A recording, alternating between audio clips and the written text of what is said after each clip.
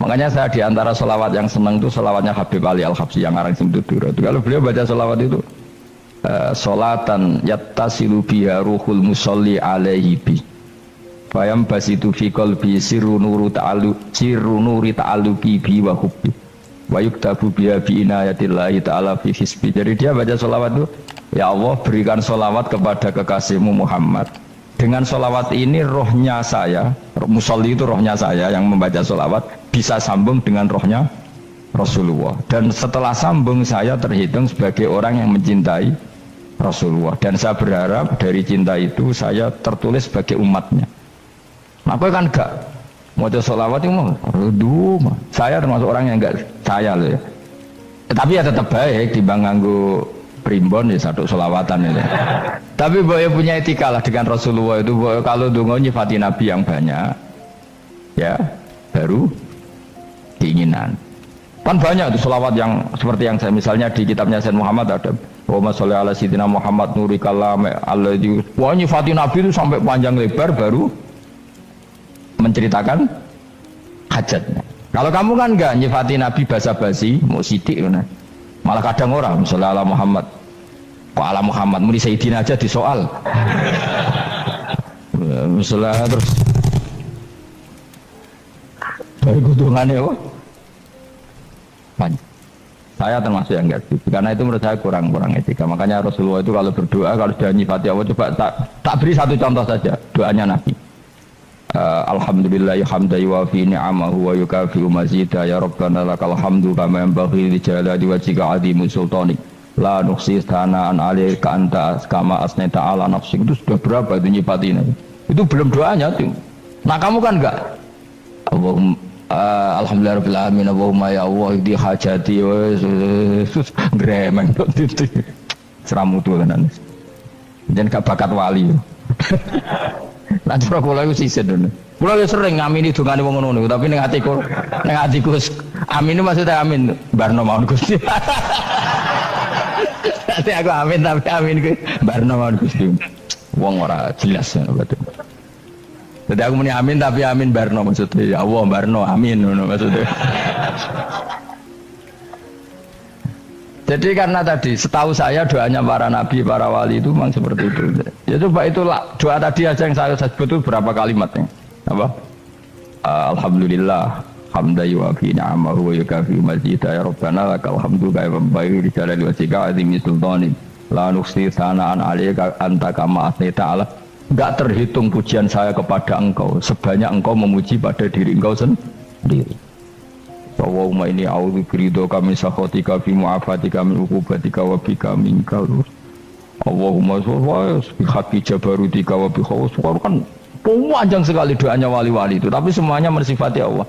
Bahkan banyak yang kemudian lupa enggak doa. Coba haji, doa haji itu coba. Labbaik Allahumma labbaik la syarika lak innal hamda wa ni'mata laka wal mulka la syarika lak. Wa ni'mat itu kan labbaik saya siap melaksanakan perintahmu ya Allah sa'dik. Engkau yang punya pujian, engkau la syarika lak.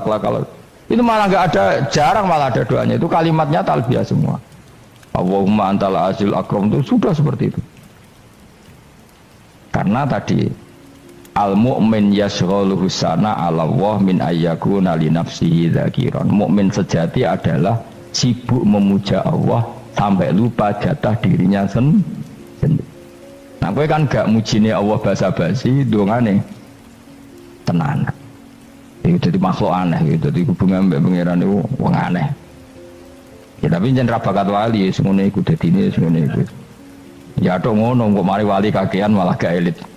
Jadi tapi saya mohon itu di sholawat itu usahakan jumlah paling enggak jumlah sholawatnya banyak, doanya sedikit. Paling enggak misalnya kamu tidak punya kalimat yang apa baik ya mau sholawat ping 100 dongane salah biar guling-gilingan apa kita menyebut kekasihnya Allah lebih banyak ketimbang kita menyebut hajat kita sendiri ya gitulah. Paling tidak punya etika seperti itu ya. Kalau kamu nggak punya sewot-sewot sing keren, bacalah sholawat berapa 100 terus cerita awam Gusti utang kula kathah mungkin raja wis roh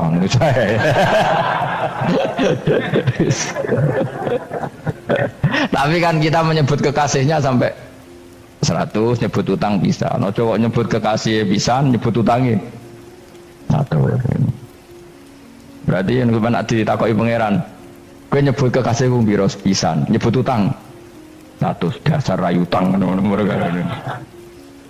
Ya ada, saya termasuk orang yang nggak setuju tadi.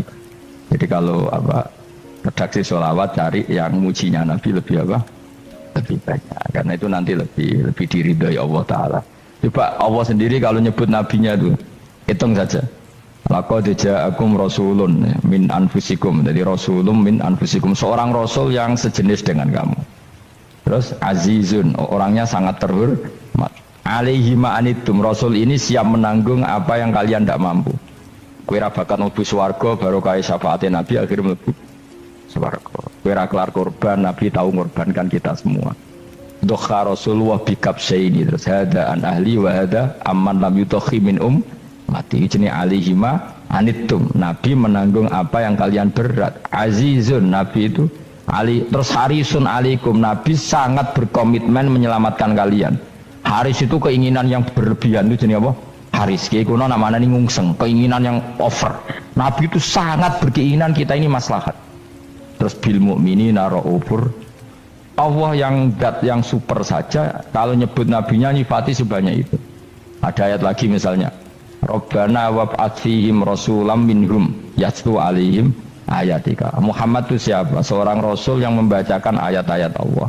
Wa yu'allimuhum, seorang rasul yang mengajari mereka alkitab wal hikmah. Wa yuzakkihim, seorang rasul yang membersihkan akhlak-akhlak kita. Jadi artinya Allah punya tradisi kalau nyifati rasul itu banyak. Juga nyifati orang-orang sekeliling rasul. Makanya menurut saya madhab Syiah itu enggak pas. Karena Allah kalau nyifati Rasulullah itu jika nyifati orang-orang di sekeliling Rasulullah, dan itu dengan pujian, yaitu Muhammadur Rasulullah walladzina ma'ahu asyidda walal kufar ruhama'u bainahum tarahum ruk'an sajada yabtawuna fadlan minallahi warid wa nasimahum fi wujuhim min atharis sujud. Itu kan panjang sekali, dan orang-orang sekeliling Muhammad adalah begini. Kayak apa Allah muji para ashabu Rasulillah? Masa kita ikut kelompok yang menghina ashabnya Rasulillah? Makanya kita tetap madzhab ahli sunnah wal jamaah, yaitu mencintai semua sahabat, karena Allah saja yang Tuhan mensifatinya dengan sehormat itu. Mensifati ashabu Rasulillah, disifati orang-orang yang saling kasih sayang sama orang mukmin. Tarahum ruk'an, sujud dan komitmen hidupnya untuk rukuk dan sujud. Simahum fi wujuhim min asari sujud. Sudah asari sujud harus diterjemah, nanti sensitif. Cuma setahu saya asar sujud itu nanti setelah di akhirat orang sering sujud itu jabahnya itu ada nurnya. Tapi kalau ada yang nafsirkan asari sujud itu warna tertentu ya semboy, itu sensitif. Yang jelas asari sujud itu ya sudah seperti itu. Seneng kamu kok kasut. Kowe nyen provokator, nak ono apa ya? Ada hal yang begitu terus mau berlebihan. Teke ya kisimun. Aku ora ada kepentingan, pokoknya ayat si mahum fi wujuhim min athari sujud, bahwa dalam jabahnya itu ada asaris sujud. Itu masyhur kan, saya terangkan ya, tapi gue jauh sensitif biasa wae. Suatu saat Rasulullah itu ngendikan begini, nanti saya kata Nabi akan nyafati kalian semua. Sahabat-sahabat tanya, ya Rasulullah dengan sekian miliar orang bagaimana kamu mengenali kita? Saya ulang lagi, suatu saat saya nanti akan nyafati kalian karena saya kenal kalian. Maksudnya di akhirat. Ya Allah, di akhirat. Terus sahabat tanya, ya Rasulullah bagaimana engkau mengenali kita sementara nanti di akhirat bermiliar-miliar orang gitu. Terus Nabi ngendikan gini, jika kamu punya unta dengan tanda tertentu, saya ulang lagi, jika kamu punya unta punya tanda tertentu, dalam jidatnya ada begini, dalam tangannya ada gini, dalam kakinya ada gini, maka apa kamu bisa membedakan untamu dengan unta orang lain? Ya bisa ya Rasulullah, karena unta kita khas. Misalnya kaki depannya ada putihnya, kaki belakangnya ada putihnya, dalam baduknya ada putihnya. Kata Nabi, inna ummati yut'auna yaumal qiyamati hurran muhajjalin min asaril wudu. Nanti umatku nanti wajahnya juga bersinar, tangan kakinya juga bersinar. Jadi asar itu saya pastikan secara riwayat itu akhirat, artinya tentang akhirat. Tapi bahwa yang di dunia ada yang memulai asar itu nggih monggo mawon. Loh itu bagus kan, artinya ekspresi percepatan. Ndak apa-apa loh daripada kok kowe ora jelas ini gitu. Maksudnya ya orang ngetok kowe pancen jarang sujud tenan. Wes ora usah sensitif tapi yang jelas ya nanti. Ya sampean kiamat ruang samu. Nanti hisab itu nanti kalau hitung hanya sekitar 3 jam. Hisabnya sak dunia itu hanya sekitar karena malaikat itu tidak kesulitan sama sekali. Tak warai ya. Ini nggak akan salah saya dalam hal ini karena riwayatnya sahihah. Kenapa hisab itu hanya butuh mau rubu'un nahar 1/4 dari siang enggak? Anggap saja siang itu 6 jam atau 12 jam itu aja terserah. Kalau 12 paruhnya kan 6 ya. Seperti 1/4-nya berarti 3. Itu gini. Jadi nanti di mahsyar itu kan yauma tabyaddu wujuh wa taswaddu wujuh. Yaudah yang kafir itu kelap, hilang. Wajahnya, tubuhnya semuanya gelap. Yang mukmin itu semuanya terang.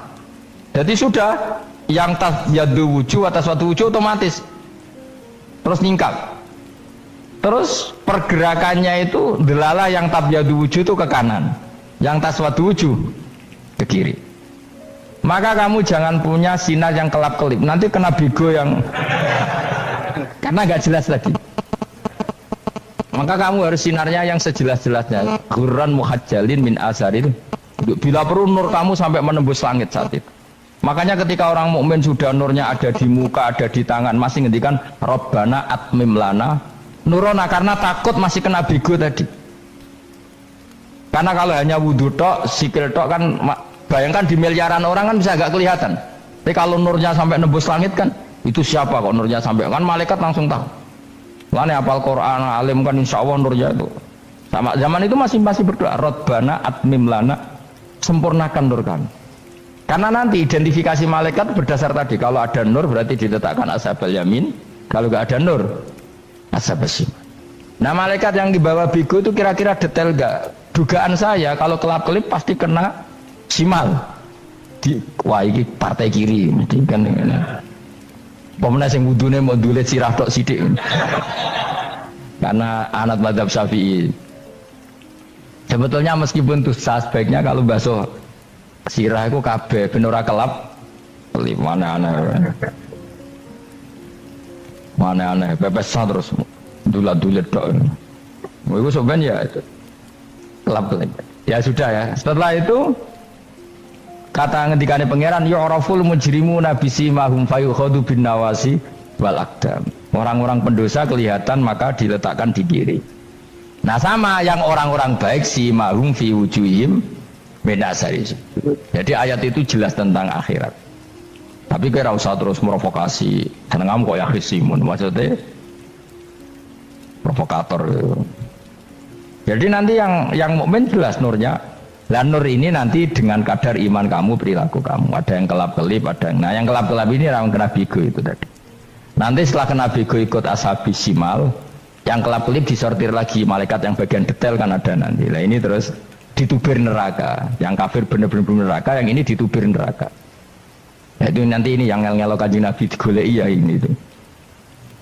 Mana sakit kanjeng Nabi, mana ono kiai soleh darani, nek iso soleh dhewe sakit Nabi mergo terus goleki di umatku sing kelap-kelip dicari di syafaat ya imma langsung dituruti Allah wa imma diubahsinin rokok ya terserah rencanamu piye kon aku tapi yang jelas apa kiamat itu cepat sekali karena tadi ada identifikasi tadi makanya hanya cukup 3 jam karena tadi yang jelek kelihatan jelek yang baik kelihatan baik makanya cepat ya oraful mujrimuna bisimahum orang pendosa dikenali lewat alamatnya yaitu taswaddu apa wujuh.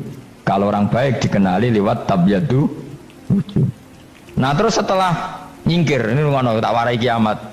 Setelah nyingkir, itu faduri babenahum bisuril lahu bab. Setelah tersingkir tadi terus lalu ada pintu penghalang, pintu pemisah.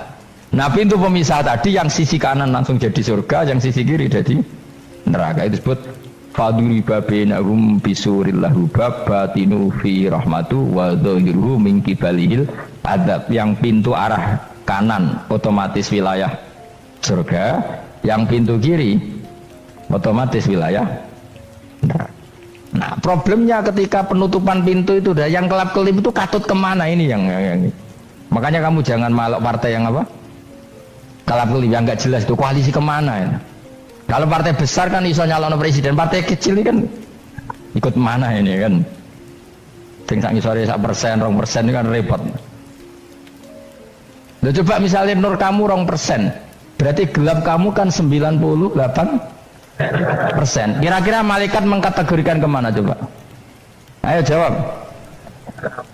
Gelap. Loh, kode semangat. Padahal itu bagian dari kamu. Kalau satu tubuh itu sinarnya hanya 2%, kira-kira kategorinya itu partai gelap, partai terang. Kode semangat kok ya dulu. Berarti kegaruk kemana? Kiri.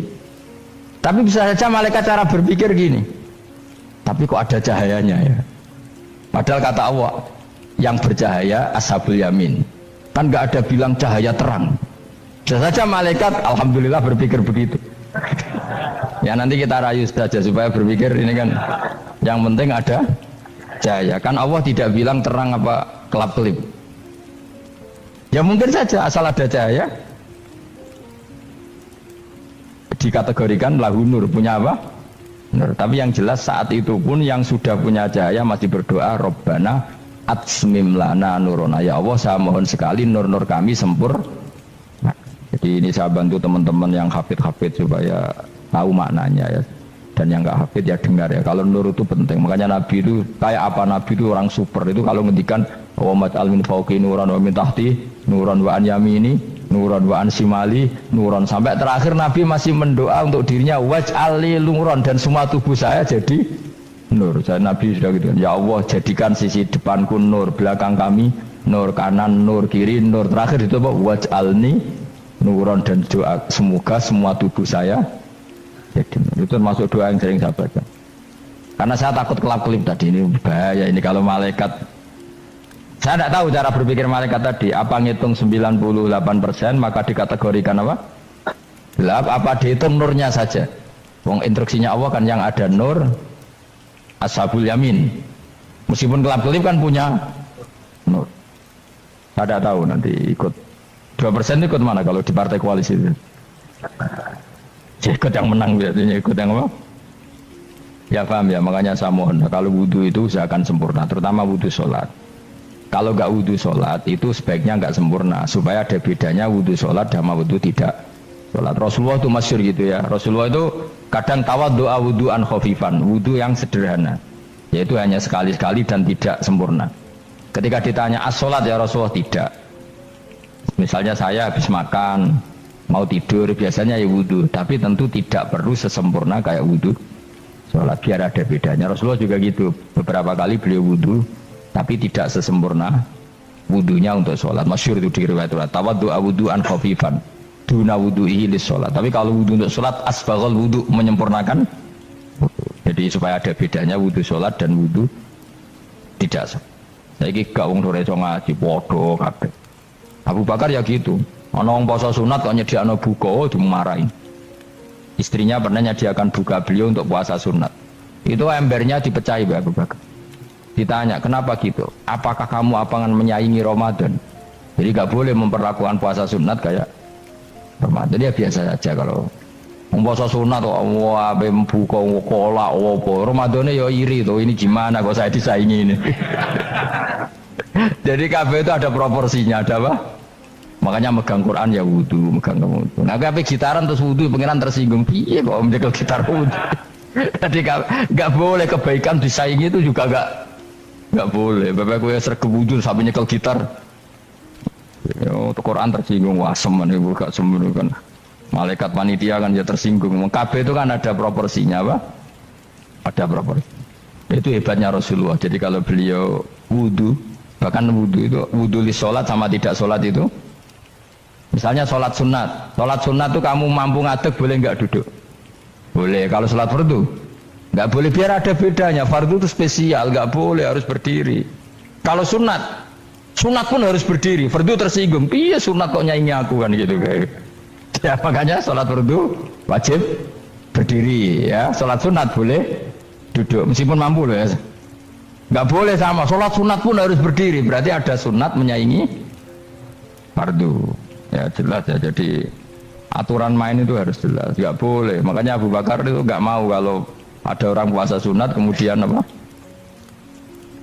Abdullah bin Mas'ud lebih parah. Dia itu tukang nyuwepeng orang yang selalu sholat duha. Makanya saya itu duha itu jarang, karena takut kena sweepingnya siapa? Abdullah bin Mas'ud.